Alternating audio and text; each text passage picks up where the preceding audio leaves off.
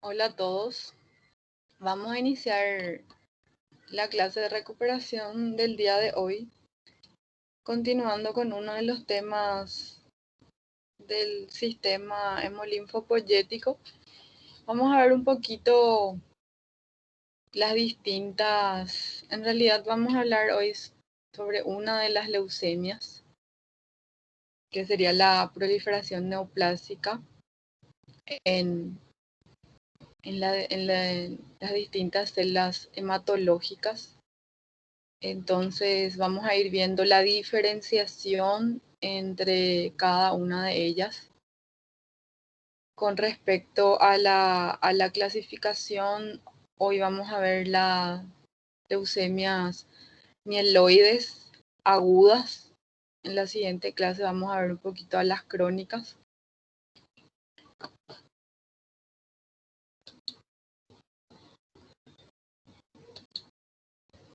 Con respecto a la definición de las distintas leucemias que vamos a ir viendo, vemos que las leucemias existe una proliferación neoplásica de células, de las distintas células hematológicas. Por lo común afecta a una línea celular única, en donde existe naturaleza clonal. Eso puede ocurrir de nuevo o también ser secundario a algún estímulo, o sea que puede tener alguna causa que desencadene o también puede ser de carácter hereditario. Puede involucrar a células maduras o también a células inmaduras del sistema hemolinfopoyético. Con respecto a la clasificación de las leucemias mieloides, vamos a ver, tenemos a las leucemias mieloides, la aguda y la crónica. Eso se diferenciaría con respecto al tiempo de evolución del inicio de las manifestaciones clínicas. Ya las leucemias mieloides son un grupo de enfermedades caracterizados por la infiltración de la sangre, también la médula ósea y otros tejidos por células neoplásicas del sistema hematopoyético. Entonces, en este caso, podemos tener infiltración ya sea de la sangre, médula ósea y también otros tejidos por estas células neoplásicas del sistema hematopoyético.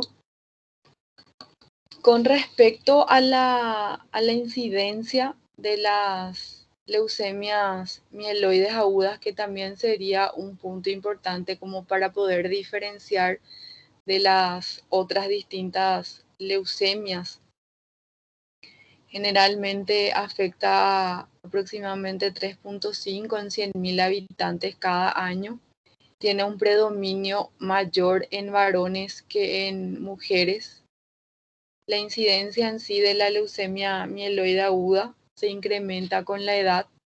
Vemos en un valor de 1.7 en individuos menores a 65 años y 15.9 en quienes ya son mayores a 65 años.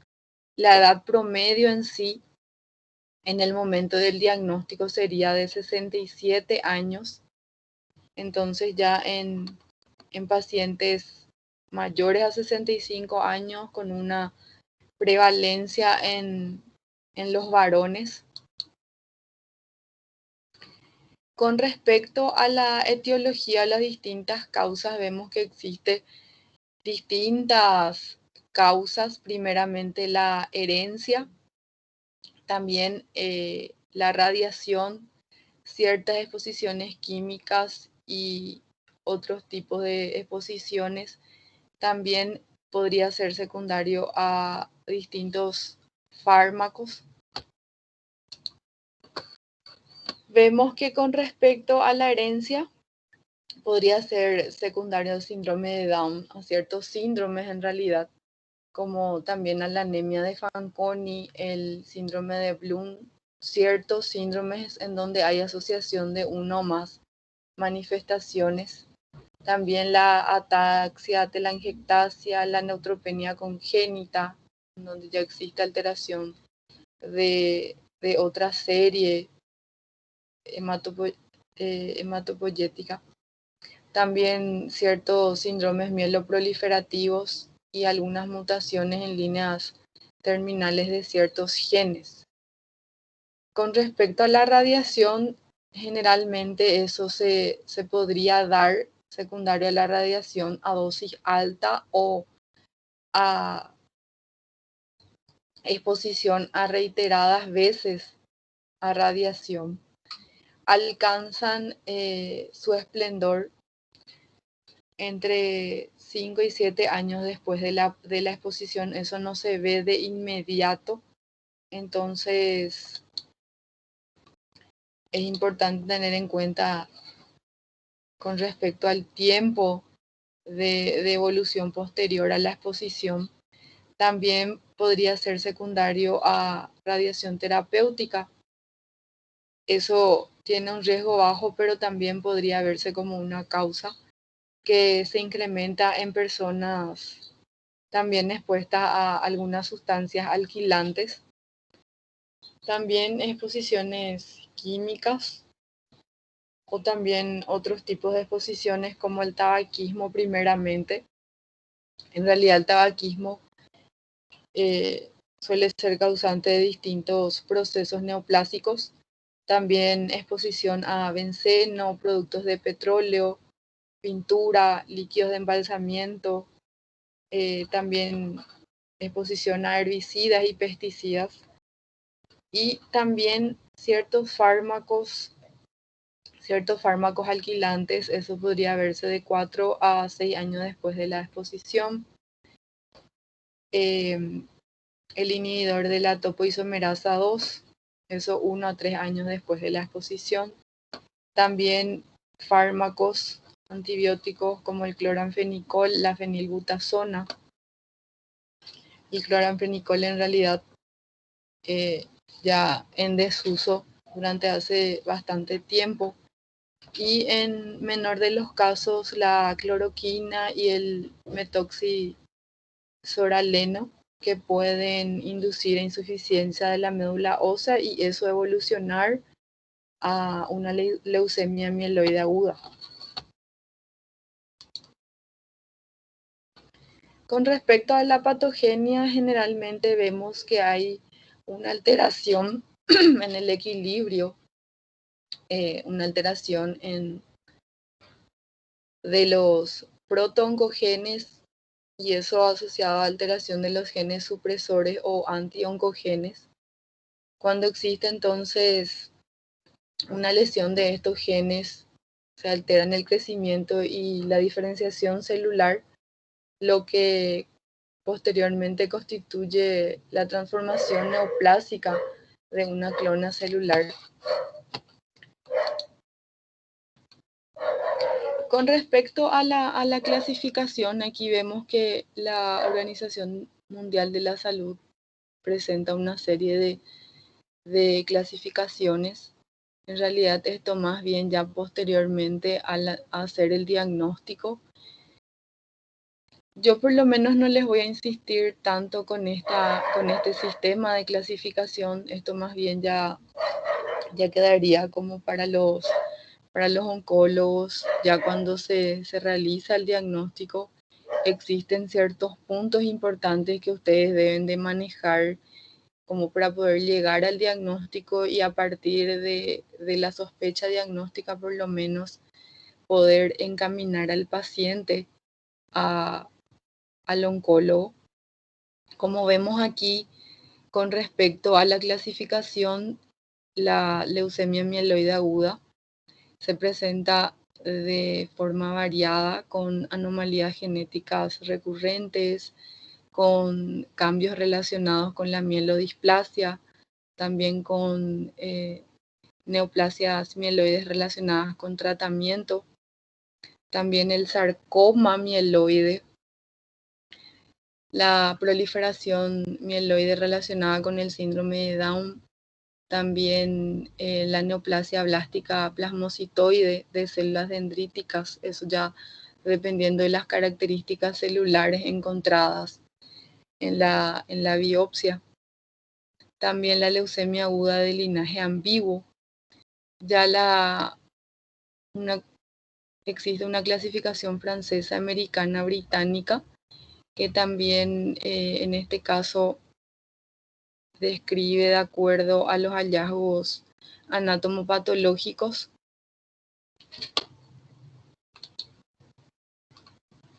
Como vemos, con respecto a la clasificación francesa, americana, británica, serían de acuerdo a los hallazgos celulares encontrados en la biopsia de médula ósea. La leucemia mieloide aguda indiferenciada, eso se obtiene a través del mielograma, en donde se pueden observar blastos indiferenciados. Ya la leucemia mieloide aguda sin maduración,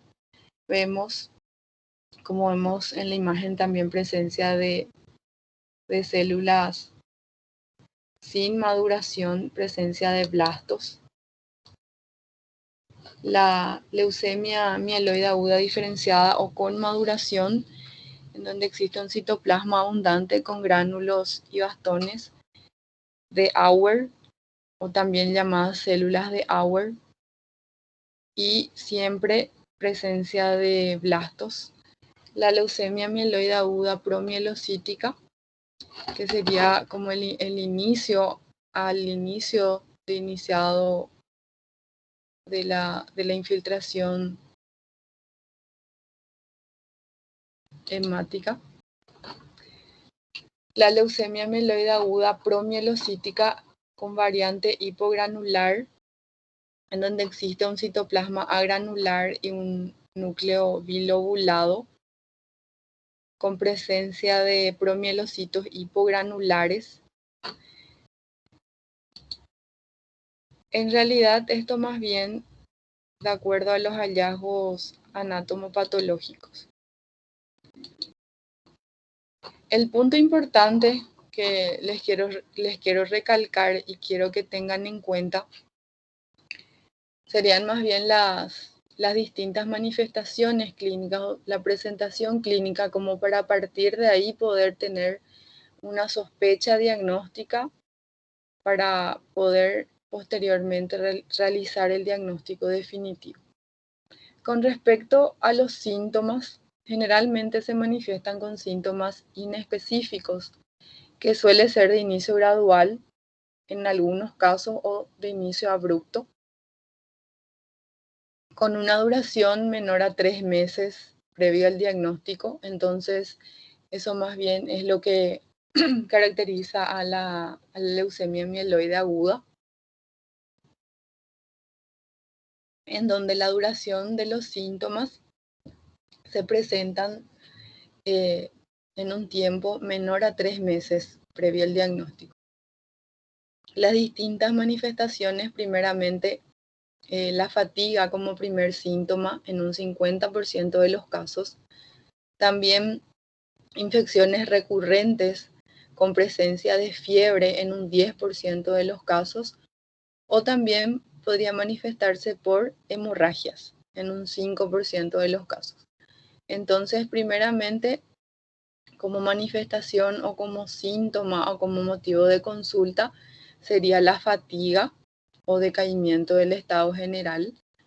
A eso también podría estar asociado otras manifestaciones como dolores óseos, presencia de adenopatías, en algunos casos tos, cefaleas o sudores, también palidez ya de acuerdo al tiempo de evolución, dificultad respiratoria y también fatiga por esto como manifestaciones de la anemia.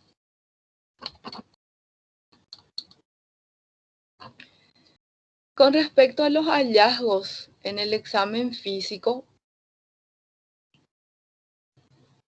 podemos encontrar primeramente fiebre,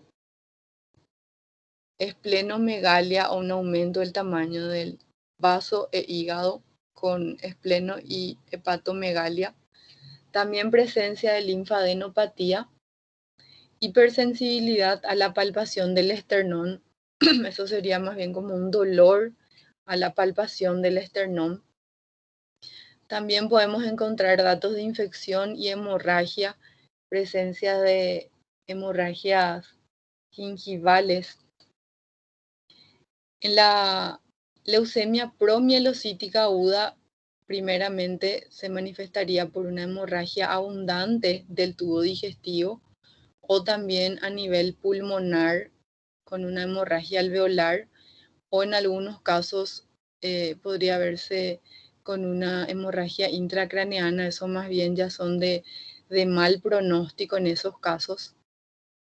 Ya la leucemia mieloide aguda monocítica con una hemorragia asociada a una coagulopatía, también con leucocitosis o trombocitopenia en los estudios laboratoriales, con infiltración del tejido gingival, la piel, los distintos tejidos blandos o las meninges por blastos leucémicos en el momento del diagnóstico. Entonces eso, haciendo alguna otra biopsia de otra localización, podrían encontrarse blastos leucémicos. Ya en los hallazgos hematológicos, en los estudios complementarios, más bien en el hemograma, vamos a encontrar una anemia normocítica normocrómica, una anemia intensa, eso ya con valores de hemoglobina menor a 7. En un 20% de los casos vemos recuento leucocítico con valores mayor a 100.000 células por microlitro. Y en algunos casos, en un 25 a 40% de los casos, un recuento leucocítico con menos de 5.000 células por microlitro. Con respecto a la morfología de la célula maligna, eso podría variar entre los distintos subgrupos, como ya fuimos viendo con respecto a las distintas clasificaciones, con presencia de gránulos primarios, con cromatina fina, con asa o presencia de cuerpos de Auer que sí ya hacen el diagnóstico. Y también en un 75% de los casos, presencia de trombocitopenia con valores de plaquetas con un recuento menor a 100.000. Y en 25% de los casos ya se podrían encontrar recuentos plaquetarios menor a 50.000. Para el diagnóstico definitivo, siempre y cuando exista la sospecha diagnóstica, ya por las distintas manifestaciones clínicas, por los distintos hallazgos al examen físico, los hallazgos hematológicos, entonces, como para hacer el diagnóstico definitivo, se haría por una aspiración y biopsia de médula ósea, una punción aspiración de médula ósea, en donde se podrían observar los distintos tipos de células que les fui nombrando.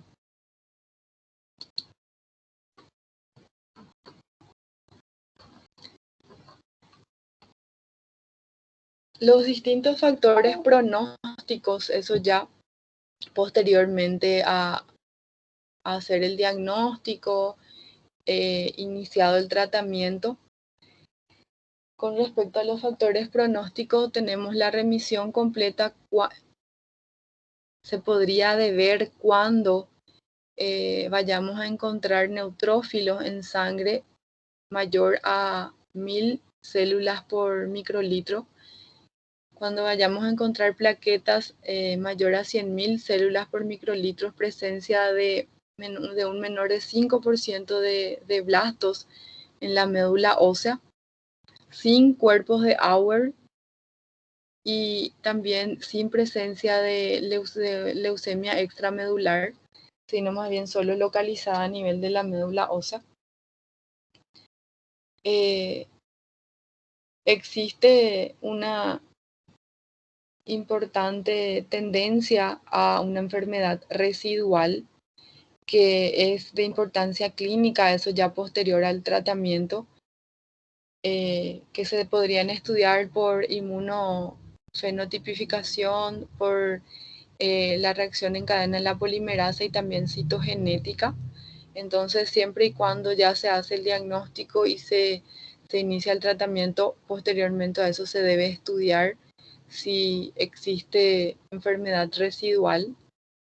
Los pacientes con un intervalo sintomático más prolongado con citopenias, que tengan citopenias mayor a 3 meses, existen una alta posibilidad de remisión, tienen menor posibilidad de remisión completa de la enfermedad, y con eso disminuye también la respuesta a la quimioterapia.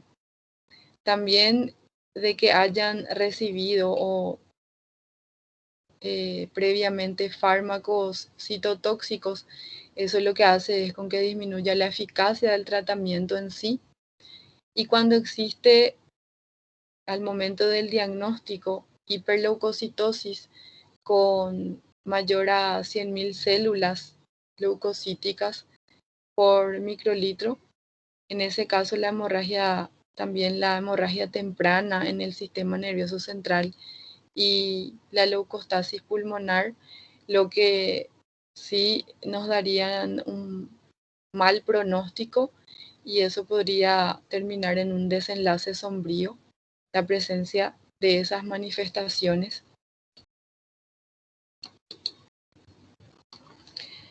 Con respecto a los hallazgos cromosómicos, vemos que cuando encontramos presencia de cromosoma T 15-17, eso sería un indicador de buen pronóstico. En un 85% de los casos eso podrían tener mejor pronóstico. Si existe presencia del cromosoma T 821 inversa la 16, en un 55% de los casos indicarían buen pronóstico bueno. Sin anomalía genética, en un 40% de los casos serían de buen pronóstico. Y ya cuando existe presencia del cromosoma T69 y también la inversa 3, eso sería un pronóstico malo, que indicarían probablemente un desenlace sombrío. También presencia de ciertas anomalías genéticas moleculares, eso ya al realizar los estudios genéticos moleculares, vemos que con respecto al impacto pronóstico, cada uno de ellos podrían tener pronóstico favorable o pronóstico adverso.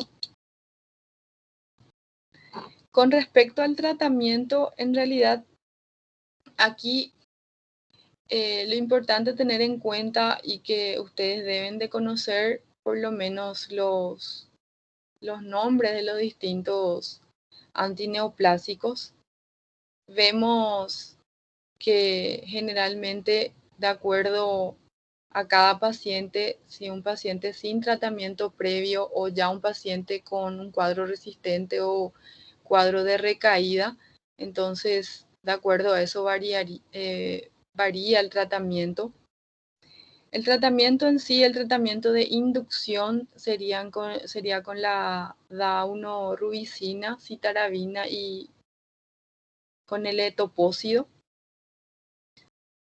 Lo importante aquí a tener en cuenta sería que primeramente se utiliza el tratamiento de inducción, luego ya pasando ese tratamiento, lo ideal sería de realizar el tratamiento de consolidación y posteriormente ya al trasplante de células madre hematopoyéticas, que también sería una opción de tratamiento. El tratamiento de consolidación en sí serían ciclos sucesivos de citarabina a dosis alta, eso ya dependiendo de la evolución de cada paciente. Pero aquí como punto a tener en cuenta con respecto al tratamiento, más bien los distintos fármacos utilizados para el tratamiento de inducción, que sería la daunorubicina, la citarabina y el letopósido. Luego ya el tratamiento de consolidación con, con los ciclos sucesivos de citarabina y también ya posteriormente si existe cuadros de recaída, entonces ahí ya pasar al tratamiento de alotrasplante de células madre hematopoyéticas, que sería una opción también.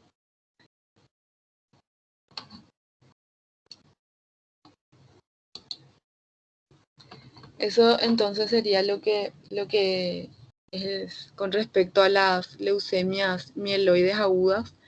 Aquí les vuelvo a recalcar como punto importante a tener en cuenta con respecto a la diferenciación de las demás leucemias que vamos a ir viendo.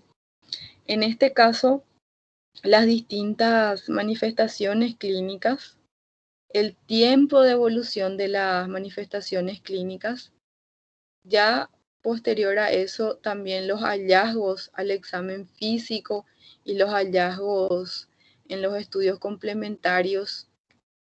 Uno de los estudios complementarios en ese caso sería el hemograma. ¿Cuáles serían los hallazgos a nivel del hemograma? Ya obviamente que para hacer el diagnóstico definitivo necesitaríamos un aspirado de médula ósea como para poder hacer una biopsia de médula ósea y a partir de ahí tener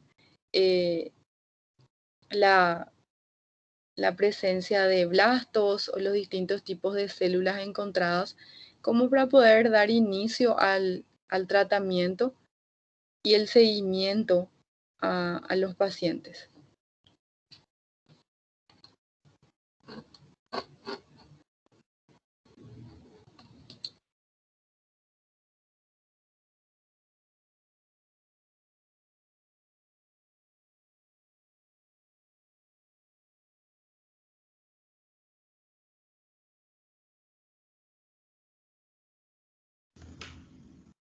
Doutora? Doutora? Hola. Boa tarde. Eu fiz uma colocação para a senhora outro dia a respeito dessas aulas mecânicas. E eu queria olhar com a senhora novamente como que nós vamos fazer para mudar essas aulas. O que a senhora tem a propor sobre a mudança dessas aulas? Porque, sinceramente, não está dando. Eu queria saber o que a senhora pode propor para mudar essas aulas mecânicas que está sendo só ler slide. Eu queria saber o que a senhora tem a propor sobre a mudança dessas aulas. Y como yo les dije, los distintos casos clínicos es lo que les puedo poner, ¿verdad? Mas você só colocou o caso clínico só numa aula, no dia que eu falei, depois não colocou mais nenhuma, então não está adiantando nada. A gente está indo para as aulas práticas e não sabe nada de Medicina Interna 2. O meu internato já está chegando aí, eu não sei nada de Medicina Interna 2, então eu queria que só proposse alguma coisa realmente real e mudasse as aulas da senhora, porque senão, infelizmente, eu vou ter que protocolar uma reclamação para o doutor Nery.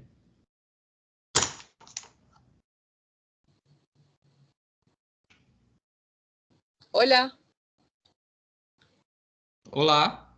Ah, no pensé nomás que no no estabas más ahí. No, yo no tengo ningún inconveniente con eso. En realidad, muchas veces cuesta poner un caso clínico de ciertas patologías. Es por eso que no les voy poniendo. Generalmente les pongo los casos clínicos de las patologías más frecuentes, ¿verdad? Que ustedes van a ir viendo. No sé cuáles serían los temas que ustedes no manejan completamente. No sé si podés decirme un Todos. ejemplo. Todos. Só acabou de falar leucemia. Se for para ser semana que vem, a gente já não sabe mais, porque só não deu nenhum exemplo de um caso clínico, por exemplo. Se eu só colocasse em cada aula que eu só desse, de cada tema, pelo menos 2 casos clínicos para fixar o conteúdo, já ajudaria demais, porque só colocar a matéria em forma de slide não adianta. Porque as aulas online já não são produtivas. Isso é para todos os professores, não é só a sua aula. Porque a aula Sí. online já não é produtiva.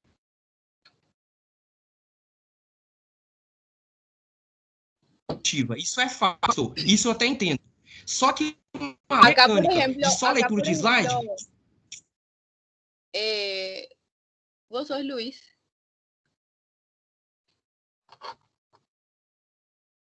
Hola, sim, vos sos Luis, ¿verdad? sim. Acá, por ejemplo, Luis, yo por eso al final de la clase les volví a recalcar cuáles serían los puntos importantes, ¿verdad? Las distintas manifestaciones clínicas. Yo sé que lo demás, la parte teórica, no se les va a quedar completamente. Eso es difícil por toda la cantidad de información ya que tenemos. Pero aquí les vuelvo a recalcar las distintas manifestaciones clínicas, luego ya los hallazgos al examen físico, después los hallazgos en los estudios laboratoriales que sí podrían darnos una sospecha diagnóstica por lo menos. Entonces, ahí ya le saqué los puntos importantes del tema dado hoy, ¿verdad? Uhum. Entonces, eso ahora ustedes, bueno, al estudiar leucemia mieloide aguda, tendrían que ir a anotar eso. ¿Cuáles son en realidad todas las patologías hematológicas son semejantes? Existen ciertos puntos que van a diferenciar uno del otro, ¿verdad? Ahora bien, yo no sé, generalmente ustedes en la práctica, por ejemplo, suelen ver pacientes con hipertensión arterial. No creo que no manejen absolutamente nada de hipertensión arterial. Porque Uhum. si realmente no manejan, me tenían que haber dicho eso en la clase en la que dimos hipertensión arterial. Un ejemplo de una de las patologías más frecuentes en medicina interna. Ahora, otra patología, bueno, todavía no dimos, la diabetes mellitus. En ese caso, eso también existen puntos que sí o sí se tienen que acordar, tienen que fijar de ese tema. Y Sim. así. Entonces, no sé, en realidad va a ser difícil. Yo voy a hacer todo lo posible de ponerle por lo menos un caso clínico, no les digo dos, ¿verdad? En cada una de las clases. En realidad, como les dije la vez pasada, ahora nosotros vamos a dividirnos. O sea, les voy a dar yo en en uno de los días y en otra clase le va a dar también la doctora Araceli, como nos pidió eh, esa integración, nos pidió el doctor Encina. Entonces, ahí también le voy a comentar a la doctora esta situación, ¿verdad? Como para que ella también vaya haciendo de esa manera su clase. Yo sé que para ustedes es difícil, como que ustedes están con la parte de clases virtuales teóricas por un lado y las prácticas por otro lado, ¿verdad? Y se sienten perdidos, pero no sé, siempre y cuando vayamos conversando acá después de la clase, sería lo ideal, ¿verdad? Ok. Era só, a minha colocação era só essa. Muito obrigado. Dale, dale.